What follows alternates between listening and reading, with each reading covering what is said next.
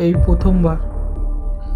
প্রথমবার আমি ক্যামেরার সামনে আপনাদের সকলের কাছে হাত জড়ো করে ক্ষমা চাইছি।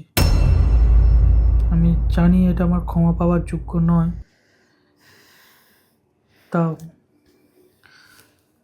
আসলে আমার বাড়িতে বউ থাকা সত্ত্বেও আমি একটা মেয়ের সাথে কালকে কথা বলি, সেটা আমার বউ দেখে নেয়। আমি কি বলবো বুঝতে পারছি না। আপনারা প্লিজ পারলে আমাকে ক্ষমা করে দেন। আর এই ঘটনাটা ঘটেছে কালকের রাত্রিরে ওর স্বপ্নে। স্বপ্নেটা কি হয়েছে? স্বপ্নে তুমি তো ছিলে না স্বপ্নে, না অন্য কেউ ছিল? यही नहीं अभी और তুমি सुनिए। তো করতে গেছো ওখানে কি করে? স্বপ্ন বললাম না তোমাকে আমি আজকে ডিভোর্স দিয়ে দেবো, আমি বলে দিলাম। আজকে আমি কাগজ রেডি করতে যাচ্ছি। ये भगवान क्या जुल्म है।